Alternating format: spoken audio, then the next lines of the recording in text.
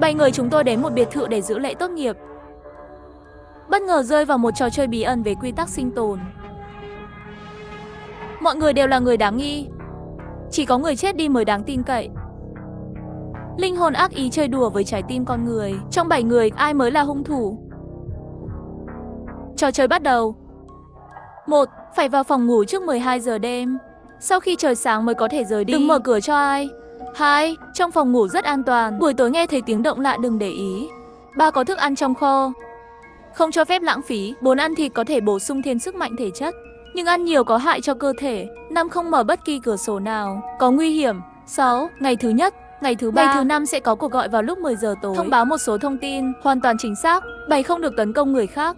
8. Một trong các ngươi là ác linh, cần tìm ra. 9. Sáng sớm nếu vô tình mở cửa hoặc cửa sổ, hãy trốn dưới gầm giường và giữ yên lặng.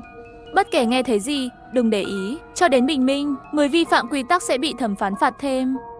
Đừng cố giúp người bị trừng phạt. Vui lòng tuân thủ các quy tắc, sống trong biệt thự 7 ngày. Sau 7 ngày có thể rời đi, đừng cố chạy trốn sớm. Tôi mơ màng mở to mắt, nhìn thấy mọi người nằm dài trên ghế sofa. Đầu rất nặng, giống như tỉnh dậy từ hôn mê. Tôi cố gắng ngồi dậy, nhìn quanh môi trường mình đang đứng. Đây là biệt thự nơi chúng tôi tụ tập. Mắt tôi bị cuốn hút bởi một tờ giấy trên tường. Quy tắc sinh tồn ở biệt thự. Nhanh chóng nhìn xong nội dung trên đó, đầu tôi đau hơn. Nhưng quy tắc này có nghĩa là gì? Chưa đầy 1 phút, mọi người đều tỉnh rồi. Sau đó liên tục hỏi chuyện gì đang xảy ra. Phạm Thành, chuyện gì thế này? Làm sao tôi có thể ngủ được? Tôi cũng không biết. Tôi đóng cửa lại và bất tỉnh. Chết tiệt, tôi đã bất tỉnh khi bước vào cửa. Tôi không nhớ chuyện gì xảy ra sau đó. Điều này thật kỳ lạ. Anh Ngưu, cậu đang nhìn cái gì vậy? Tiểu Tuyết nhìn tờ giấy trong tay tôi. Tôi bảo họ ngồi xuống ghế sofa, mở ghi chú cho họ xem. Mọi người nhìn xong sắc mặt đều trở nên rất kỳ quái, nhìn chằm chằm vào nhau, mặt đầy nghi ngờ. Các cậu sẽ tin chuyện này thật à? Nói thật đi Phạm Thành, có phải cậu làm chuyện này không? Trần Lộ dường như nhìn thấu được mánh khóe nhỏ của người khác, coi thường ném tờ giấy xuống đất, ngồi xuống bên cạnh Phạm Thành. Làm ơn dùng đầu óc của cậu đi, chơi game cũng không có gì nhàm chán như vậy. Tôi không có 7 ngày để ở đây. Mọi người đều nhìn về phía Phạm Thành. Lần này xây dựng đội ngũ tốt nghiệp là do cậu ấy tổ chức. Biệt thự cũng là cậu ta mượn từ họ hàng của mình. Mọi người định vui vẻ một ngày, sáng mai sẽ đi. Đừng nhìn tôi không biết. Kiêu Kiêu là người cuối cùng vào. Tôi không nhớ gì sau khi đóng cửa. Tôi thức dậy cùng với các bạn. Phạm Thành vội đến mức đỏ cả mặt lên, trông cũng không giống như nói dối. Trên mặt mọi người bắt đầu không tự nhiên. Bất kể là thật hay giả, trong lòng mọi người cảm thấy vô cùng mâu thuẫn. Tôi nhìn điện thoại. Giờ là 11:10, Kiêu Kiêu là người cuối cùng đến, khoảng 9 giờ. Tôi nói với mọi người, chúng ta đã hôn mê gần 2 tiếng đồng hồ. Chuyện này em rằng không đơn giản. Tôi không tin chuyện đó. Để tôi kiểm tra nhé. Trần Lộ đứng dậy đi thẳng đến cửa chính. Chúng tôi đều đứng dậy vây quanh. Khóa cửa không có khóa bảo vệ. Trần Lộ vặn tay nắm cửa và đẩy xuống. Cửa không mở. Sức mạnh của tôi rất lớn. Hà Mạnh bước tới và vặn tay nắm cửa, lắc mạnh lên xuống. Cố gắng rất lâu, đến cuối cùng còn bắt đầu dùng chân đạp cửa. Cánh cửa vẫn không mở ra. Kiều Kiều thì lặng lẽ thầm khóc lên. Tại sao cảm giác như đang đạp tường? Cửa bình thường cho dù không mở được cũng nên lắc mới đúng. Trương Tiểu Tuyết cũng run giọng hỏi, chúng ta không ra được sao? Mọi người im lặng. Ở đây đều không phải kẻ ngốc, tất cả đều có thể thấy ở đây không bình thường. Khi chúng tôi đến, cửa này là cửa gỗ mở đôi thông thường, không thể nói là mạnh mẽ như thế nào. Hà Mạnh là người có cơ thể to khỏe, đá mạnh vào cửa, cửa vẫn không nhúc nhích. Điều này đủ để nói lên vấn đề rồi. Tôi lấy điện thoại ra xem, không có tín hiệu. Trần Tư Chiết cũng giơ điện thoại lên tìm tín hiệu khắp nơi, nhưng rõ ràng là vô ích. Không có tín hiệu không báo cảnh sát được. Nhưng tôi đã nói với gia đình trước khi ra ngoài, ngày mai sẽ về. Thời gian trôi qua, chắc là người nhà sẽ đến tìm tôi. Tôi thở dài và nói, tôi sợ chuyện này không đơn giản như chúng ta nghĩ. Hà Mạnh lúc này cũng ngừng động tác. Đứng đó suy nghĩ. Tôi đề nghị mọi người phân tích những quy tắc này trước, để tránh gặp phải tình huống không biết xử lý như thế nào. Có một linh hồn xấu xa trong chúng ta. Chuyện này thật vớ vẩn. Và thẩm phán nghĩa là gì? Ở đây còn có người khác sao? Chúng tôi cảm thấy lạnh ở sống lưng sau khi nghe một điều vô lý như vậy ở nơi kỳ lạ này. Chúng ta phải coi trọng. Trên miệng mọi người mặc dù đều không nói gì, nhưng khoảnh khắc này đều tự giác giữ khoảng cách với người bên cạnh. Kết luận cuối cùng cũng chỉ là trước tiên tạm thời tuân thủ quy tắc, từ từ tìm cách thoát khỏi đây. Cũng chỉ có thể như vậy. Trước tiên xem có gì ăn đi. Tôi đói rồi. 7 người chúng tôi chia thành 2 nhóm. 3 chàng trai Phạm Thành, Trần Từ Chiết, Hà Mạnh đến phòng đựng thức ăn, lấy một ít nguyên liệu lên đây. Tôi và Tiểu Tuyết, Trần Lộ và Tống Kiều Kiều chuẩn bị bữa trưa. 12 giờ trưa, chúng tôi đã nấu ăn trong bếp cả tiếng đồng hồ. Sau khi bữa ăn được đưa lên bàn, mọi người ngồi cùng nhau chuẩn bị ăn. Mùi gì vậy? Mùi tanh. Trần Lộ vừa cho một miếng thịt vào miệng nhai một chút, nôn lên bàn ngay. Trần Từ Chiết nhét một miếng dưa chuột vào miệng, trên mặt giật giật một chút, sau đó nuốt xuống. Sao rau này cũng tanh thế? Mọi người đều bỏ đũa xuống. Phạm Thành ngạc nhiên và hỏi, vậy sao cậu vẫn ăn? Không ăn thì làm sao được? So với nguy hiểm chưa biết, ăn thứ này không là gì cả. Có phải các cậu đã quên quy tắc thứ 3? Có thức ăn trong kho, không cho phép lãng phí. Mọi người đều im lặng. Thật sự không muốn xáo phạm quy tắc thì chỉ có thể ăn hết. Ngay cả khi bây giờ mọi người không chắc chắn tất cả đều là thật, nhưng cũng không dám mạo hiểm. Tôi và Trần Từ Chiết cùng lúc cầm bát lên, cố nén cảm giác buồn nôn và ăn lên, cố gắng không ăn thịt, mặc dù tất cả đều mới. Với bản năng của con người, tôi cũng sẽ cảm thấy rau của tốt hơn để nuốt. Những người khác bất đắc dĩ chỉ có thể ăn theo. Cho dù là Trần Lộ cũng cau mày ăn một chút. May mắn là Hà Mạnh cũng như tên, không phải Mạnh bình thường, thì trên bàn cơ bản đều được cậu ấy giải quyết. Theo lời của cậu ấy, mùi vị của bữa ăn tập thể dục mà cậu ấy thường ăn không tốt hơn mấy cái này bao nhiêu. Mọi người vất vả ăn hết thức ăn trên bàn. Một số người muốn nôn, nhưng tất cả đều cố gắng kiềm chế, bởi vì không biết nhổ ra có coi là lãng phí hay không. Phạm Thành chủ động xin, thu dọn bát đĩa và cặn bã trên bàn. Những người còn lại đang ngồi quanh ghế sofa, bắt đầu thảo luận bước tiếp theo. Tôi không nói gì cả. Nhìn tất cả mọi người đều có điều gì đó giấu ở trong lòng. Các quy tắc đã được thảo luận qua lại nhiều lần, nhưng tất cả đều cố ý hay vô ý đối với câu 8. Tránh mà không nói. Mọi người đều chìm trong suy nghĩ, nếu đó là sự thật. Vì vậy, linh hồn xấu xa này ẩn trong chúng ta, làm thế nào để loại bỏ những người còn lại? Còn có mối đe dọa nào nữa không? Không cần quan tâm đến thẩm phán hay linh hồn xấu xa. Tôi nghĩ cách tốt nhất chúng ta có thể làm là đừng xáo phạm quy tắc, cứ ở trong phòng vào ban đêm. Như vậy sẽ an toàn hơn. Mọi người đều đồng ý. Tôi hỏi Trần Từ Chiết, các cậu ở trong phòng chứa đồ có thấy gì khả nghi không? Không, nhưng có rất nhiều thịt, đủ cho 7 ngày. Nhưng có rất ít rau. Trần Từ Chiết lắc đầu cười khổ. Trương Tiểu Tuyết và Tống Kiều Kiều vốn đều đang suy nghĩ chuyện, nghe được lời này đều ngẩng đầu lên, có vẻ rất khó chịu. Thịt đó hôi quá, khó nuốt. Vậy thì kiểm soát lượng rau mỗi bữa ăn. Thịt khó nuốt, ít nhất phải ăn với rau củ. Mọi người đi chọn phòng đi. Làm quen với môi trường, tôi là người đầu tiên đứng dậy và đi lên tầng 2. Những người khác cũng theo sau. Trời đã, đời đã, tôi sợ một mình. Phạm Thành hoảng hốt chạy tới, giống như sợ chúng tôi bỏ lại cậu ta. Ngay cả vết dầu trên khóe miệng cũng không kịp lau sạch. Mọi người mỉm cười, nỗi sợ trong lòng cũng nhạt đi rất nhiều. Hà Mạnh đến bên cạnh Phạm Thành cười nhạo nói, dù sao thì cậu vẫn là lớp trưởng, gan nhỏ như thế thì làm sao bảo vệ được Trần Lộ. Má Phạm Thành đỏ lên.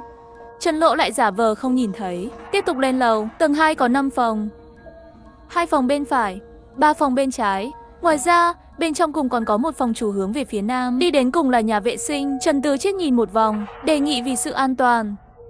Tôi khuyên đàn ông nên ngủ một phòng, nữ ngủ theo cặp, như vậy có sự chăm sóc lẫn nhau. Trần Lộ khoát tay, tôi không quen ngủ với người khác, tôi muốn ngủ phòng chủ. Nói xong nhìn về phía Phạm Thành. Phạm Thành ra dấu ok cho thấy không có vấn đề gì. Tôi cũng muốn ngủ một mình. Hà Mạnh nói xong liền đi vào một phòng ngủ. Tôi không ngờ mọi người đều không muốn ngủ chung với người khác. Có vẻ như tôi có ít can đảm nhất. Đang lo lắng, Trương Tiểu Tuyết đi đến bên cạnh tôi chớp mắt. Trong lòng tôi rất vui, có bạn rồi. Cuối cùng phòng được chia như sau. Phòng chủ trong cùng, Trần Lộ ngủ ở đấy. Phòng ngủ kế bên Tống Kiều Kiều. Bên cạnh là tôi và Trương Tiểu Tuyết. Chúng tôi chuyển đến phòng ngủ hướng nam gần cầu thang. 3 phòng ngủ hướng bắc. Bắt đầu từ phòng ngủ gần cầu thang. Đầu tiên là Hà Mạnh, Trần Từ Chiết rồi đến Phạm Thành. Sau khi vào phòng ngủ, Trương Tiểu Tuyết lập tức khóa cửa lại, kéo tôi đến bên giường. Từ nhỏ đến lớn chúng ta đều là chị em tốt. Tôi chỉ tin cậu. Bình thường là cậu sẽ luôn có cách. Lần này tôi sẽ theo cậu.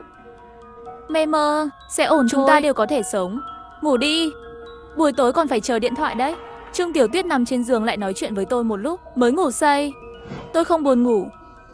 Đến chỗ cửa sổ là cửa sổ xoay trên, hiếm khi xuất hiện trong biệt thự. Chỗ mở rất nhỏ, khung cảnh xung quanh biệt thự rất đẹp. Qua kính có thể nhìn thấy hoa cỏ cây ở xa. Tầng 2 cách mặt đất khoảng 8 mét. Tôi nắm chặt tay cầm cửa sổ, sau đó rút tay lại, ngủ một lát đi, buổi tối còn không biết có ngủ không. Thức dậy lần nữa đã là hơn 8 giờ tối rồi. Trong phòng ngủ tối đen, bên ngoài trời mưa to. Cửa sổ phát ra tiếng mưa vỗ nhịp nhàng. Tôi bật đèn lên, đánh thức Tiểu Tuyết. Đi xuống lầu đi, chúng ta tìm thứ gì đó ăn. 7 người chúng tôi ngồi quanh bàn ăn ở tầng 1. Trước mặt mỗi người có một tách trà, không tìm thấy gì khác để ăn. Mọi người cũng không muốn ăn thức ăn trong phòng đựng thức ăn. Uống chút nước đi. Bên ngoài mưa to hơn, không ai nói chuyện. Thực ra chúng tôi cũng không biết chính xác chúng tôi đang mong đợi điều gì. Điện thoại chúng tôi đã kiểm tra rồi, không dùng được. Thời gian trôi qua từng giây. Sắp 10 giờ rồi. Mọi người đều giật mình.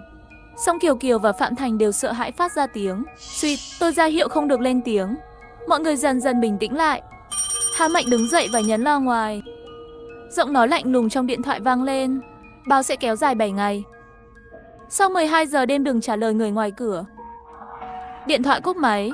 Trong điện thoại không còn động tĩnh gì nữa. Trần Từ Chiết suy nghĩ một chút, từ từ nói, có 2 thông tin. Điều đầu tiên, cơn bão này khá kỳ lạ. Có thể là để ngăn chúng ta trốn thoát. Có thể có điều gì đó bất thường xảy ra vào ban đêm. Mọi người đóng cửa lại, đừng ra ngoài. Yên tâm, đánh chết tôi cũng sẽ không ra khỏi phòng ngủ. Mọi người lại ngồi trong phòng khách hơn 1 tiếng đồng hồ, nghe thấy tiếng mưa lớn bên ngoài. Sắp đến 12 giờ đêm rồi. Mọi người cùng nhau lên lầu, mỗi người vào phòng mình. Tôi vừa định bước vào cửa và quay đầu lại thì thấy Trần Từ Chiết đang nhìn tôi, dường như có gì đó muốn nói, nhưng sau đó lại quay người vào phòng ngủ. Tôi đóng cửa lại và khóa lại, đóng rèm cửa lại. Sau đó cùng Trương Tiểu Tuyết ngồi lên giường. Nước mưa rơi trên cửa sổ, tiếng ồn rất lớn, khiến người khác nghe thấy cảm thấy khó chịu. Thời gian không biết đã qua bao lâu. Trương Tiểu Tuyết dựa vào đầu giường cứ ngủ như vậy. Tôi giữ cái đầu loạng choạng, chuẩn bị tắt đèn ngủ đi. Đột nhiên có tiếng gõ cửa. Tôi giật mình. Trương Tiểu Tuyết cũng giật mình tỉnh lại. Tôi bịt miệng cô ấy, lắc đầu với cô ấy. Tôi và Trương Tiểu Tuyết tựa chặt vào nhau. Cả hai đều run rẩy. Tiếng gõ cửa ngày càng lớn. Người ngoài cửa hét to: anh Ngưu, mở cửa giúp tôi, cho tôi vào. Là Trần Tư Chiết. Tôi và Trương Tiểu Tuyết nhìn nhau một cái. Bên ngoài truyền đến rõ ràng là giọng nói của Trần Tư Chiết. Trương Tiểu Tuyết nhìn tôi, thì thầm hỏi chúng ta có mở cửa không? Đừng mạo hiểm. Tôi cảm thấy có gì đó không ổn. Gõ cửa lâu vậy, âm thanh to quá, nhưng không nghe thấy tiếng người khác mở cửa. Ngoài ra, tối nay cậu ấy bảo chúng tôi đừng mở cửa. Hãy nhớ những gì đã nói trên điện thoại, đừng trả lời sau 12 giờ tối. Tiếng người ngoài cửa gõ cửa ngày càng dữ dội. Giọng nói của Trần Tư Chiết cũng càng thêm lo lắng.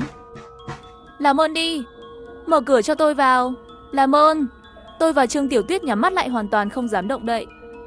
Vài phút nữa, tiếng gõ cửa đột nhiên biến mất. Giọng nói của Trần Tư Chiết cũng biến mất. Chỉ còn lại tiếng bão đập vào cửa sổ. Tôi buông Trương Tiểu Tuyết ra. Cả tôi và cậu ấy đều đổ mồ hôi, nhìn nhau cười khổ. Đèn cũng không dám tắt. Chúng tôi dựa vào đầu giường như thế này, nói chuyện nhỏ để giết thời gian, chỉ muốn đợi đến bình minh. Không biết bao lâu, chúng tôi ngày càng buồn ngủ. Nhìn xem Tiểu Tuyết đã ngủ rồi, tôi cũng chậm rãi nhắm mắt nghỉ ngơi. Tôi mở mắt ra, Tiểu Tuyết cũng tỉnh rồi. Chúng tôi đối mặt với nhau, nghe kỹ càng. Trong tiếng mưa gió có tiếng va chạm. Âm thanh hơi khó nghe, nhưng nó rất nhịp nhàng. Có thể là tiếng cành cây đập vào tường. Tôi an ủi Tiểu Tuyết, cứ như vậy dựa vào nhau ngủ say. Buổi sáng tôi bị Trương Tiểu Tuyết đánh thức. Có vẻ như cô ấy ngủ ngon hơn tôi. Tôi lắc đầu hơi đau, kéo rèm cửa ra. Mưa vẫn tiếp tục rơi, gió nhỏ hơn nhiều. Đã 8 giờ rồi, bên ngoài vẫn còn u ám. Đi xuống gặp họ đi. Tôi và Trương Tiểu Tuyết xuống tầng 1. Phạm Thành Trần Lộ đã ngồi ở bàn ăn uống trà nói chuyện. Đang định hỏi họ những người khác ở đâu, phía sau có tiếng động. Mấy người dậy sớm quá. Trần Tư Chiết và Tống Kiều Kiều một trước một sau đi xuống. Chào chúng tôi. Tôi và Tiểu Tuyết cùng nhau lùi lại vài bước, nhìn chằm chằm vào Trần Tư Chiết. Cậu ta nhìn chúng tôi, lại nhìn người khác.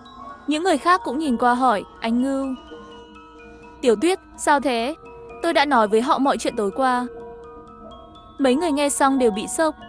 Quay đạn, thật hay giả vậy? Tôi không nghe thấy gì cả. Khuôn mặt của Phạm Thành không thể tin được. Trương Tiểu Tuyết nhìn cậu ta, mọi người đều đủ sợ hãi rồi. Không ai đùa về chuyện này cả. Mọi ánh mắt đều tập trung vào Trần Tư Chiết. Tống Kiều Kiều bước nhanh qua Trần Tư Chiết, chạy phía sau chúng tôi. Trần Tư Chiết hét lên, tôi không biết gì cả. Tối qua tôi không nghe thấy gì cả. Tôi luôn ở trong phòng, nhưng tôi và Tiểu Tuyết nghe rất rõ. Thật sự là giọng cậu. Chắc là có gì đó không ổn. Chắc chắn không phải tôi. Đúng rồi, Hà Mạnh đâu? Phòng của cậu ta ở ngay bên kia đường. Hỏi xem tối qua cậu ta có nghe thấy gì không? Hà Mạnh đâu? Đúng vậy, sao Hà Mạnh vẫn chưa xuất hiện? Mọi người đều cảm thấy có chuyện xảy ra. Dưới lầu cãi nhau lâu như vậy rồi, cậu ta không thể không nghe thấy. Sao vẫn chưa xuống? Phạm Thanh đề nghị chúng ta cùng nhau đi xem đi. Mọi người cùng nhau chạy lên tầng 2. Tôi nhìn Trần Tư Chiết, rồi gõ cửa. Không có gì xảy ra cả, gõ liên tục vài tiếng, không nghe thấy ai trả lời. Tôi hét lên. Hà Mạnh mở cửa ra. Bên trong yên tĩnh quá. Mọi người bắt đầu căng thẳng. Dù sao thì hãy đập cửa đi. Không đợi chúng tôi nói chuyện, Phạm Thành đã đập cửa rồi. Trần Tư Chiết hơi do dự, cũng tham gia cùng cậu ấy. Sau hơn 10 lần thử, cánh cửa cuối cùng cũng bị mở. Chúng tôi cùng nhau tiến vào. Sau đó nhìn thấy cảnh tượng khó quên trong cuộc đời này. Hà Mạnh bị dây thừng treo cổ trên cửa sổ. Thịt trên cơ thể giống như bị dã thú xé xác. Nước mưa trộn với máu đỏ từ từ nhỏ giọt theo giày xuống dưới. Một cơn gió thổi tới, tôi bịt miệng lại. Tiểu Tuyết cũng rơi nước mắt. Những âm thanh chúng ta nghe đêm qua, hóa ra là thân thể của Hà Mạnh bị gió thổi vào kính. Nhìn vào cửa sổ bị phá hủy, sự tuyệt vọng hiện lên trong lòng mọi người. Tất cả đều là thật. Hà Mạnh đã làm gì vào ban đêm? Phá cửa sổ, muốn trốn thoát. Vì vậy, 6 phạm các quy tắc đã bị trừng phạt. Mọi người đều thấy chuyện này kỳ lạ thế nào. Sợi dây thừng giữ Hà Mạnh là từ tầng trên cùng, và cánh cửa dẫn lên tầng cao nhất đã được kiểm tra ngày hôm qua, bị phong tỏa. Và những vết rách trên cơ thể Hà Mạnh rõ ràng không phải người bình thường có thể làm được. Rõ ràng là trong biệt thự này thực sự có những sinh vật đáng sợ chưa biết tồn tại. Trần Tư Chiết tối qua thật sự không phải là cậu sao? Tôi nhìn chằm chằm Trần Tư Chiết, nhìn vào mắt cậu ta. Tôi phải nói gì đây để các cậu tin tôi?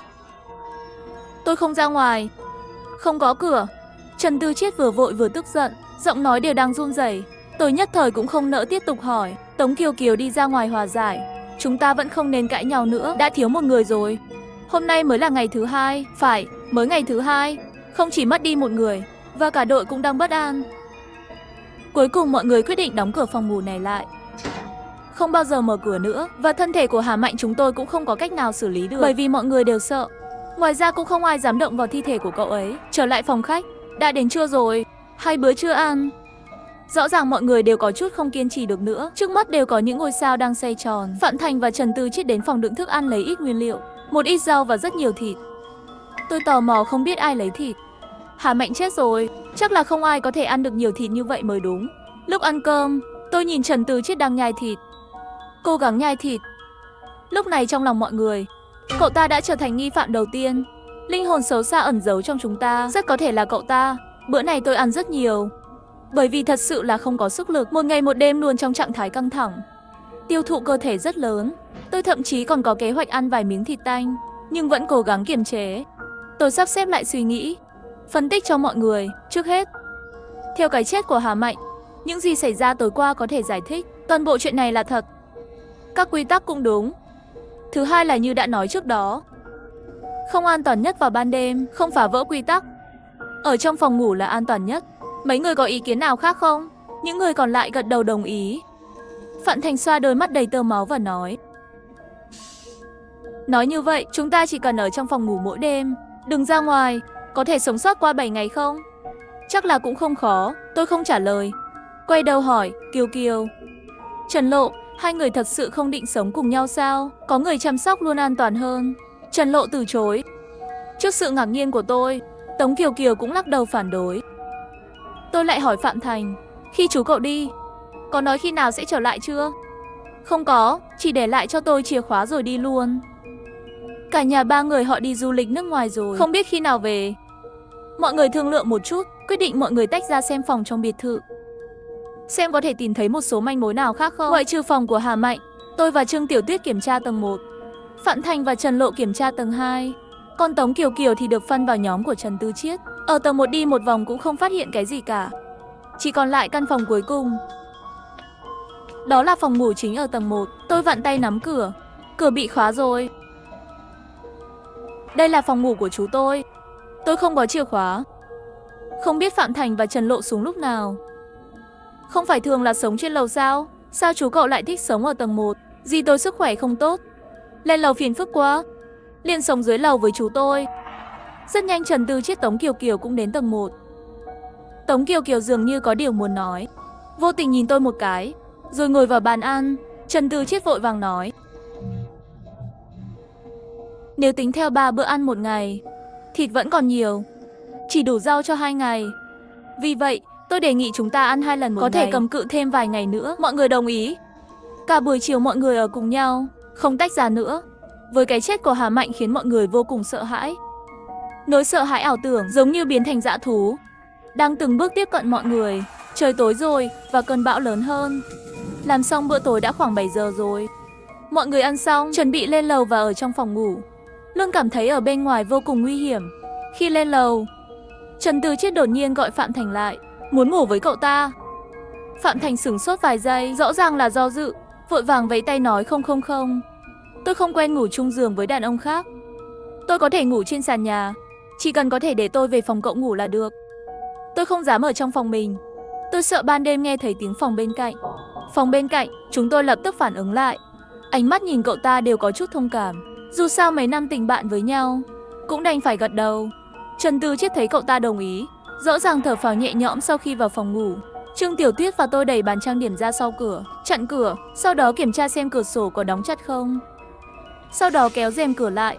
Hai người nhanh chóng chui vào chăn, chỉ để lộ 2 cái đầu. Sau vài giây nhìn chằm chằm vào cửa phòng ngủ, Trương Tiểu Tuyết bật cười. Tôi nhìn cô ấy một cái. Làm ơn, với tình hình này mà cậu vẫn cười được à? Cô ấy không quan tâm, nắm tay tôi nói anh Ngưu. Chúng ta đã cùng nhau trải qua những điều thú vị như vậy, sau này phải làm chị em tốt cả đời. Tôi không nói nên lời. Đứa nhóc này bình thường rất rụt rè, ai biết lúc này còn bình tĩnh hơn tôi. Đèn thì sáng, nói chuyện tâm tư. Không biết bao lâu rồi, chúng tôi dựa vào nhau dần dần ngủ thiếp đi. Trong lúc ngủ, tay tôi bị cái gì đè lên. Tôi bị đau nên mở mắt.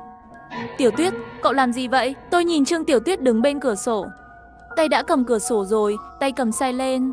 Tiểu Tuyết giống như bị giật điện, nói, ôi trời. Ngủ say, vừa nãy hình như đang mơ. Cậu nói chán quá, để tôi mở cửa sổ. May cậu đã tỉnh, suýt nữa thì phá luật. Nói xong chui trở lại trong chăn. Khi thấy cô ấy hành động như vậy, tôi hơi sợ. Phàn nàn nói rằng nếu cậu mở nó, cả hai chúng ta đều xong đời. Tôi không yên tâm, tìm một sợi dây thừng, một đầu buộc vào tay tôi, một đầu bị buộc chặt vào tay cô ấy. Lần này cuối cùng cũng ổn định hơn một chút, lại nằm trên giường. Đêm thứ 2 bình an vượt qua. Đêm này, ngoại trừ âm thanh của cơn bão và tiếng đập vẫn rất nhịp nhàng, không có gì khác xảy ra. Tôi đánh thức Trương Tiểu Tuyết, đi xuống lầu với cô ấy. Lát sau, mọi người đến đông đủ, không thiếu ai cả. Trong lúc trò chuyện, tôi nhận thấy rằng tinh thần Trần Tư Chiết khá kém, quầng thâm mắt rất sâu. Tối qua không ngủ sao? Ăn nhiều quá không ngủ được.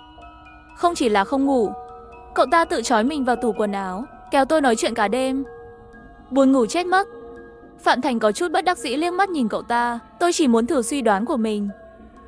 Hà Mạnh cũng không phải người ngu ngốc như vậy, chắc là không vi phạm quy tắc trắng trợn như vậy. Hơn nữa cậu và Trương Tiểu Tuyết cũng đã nói rồi.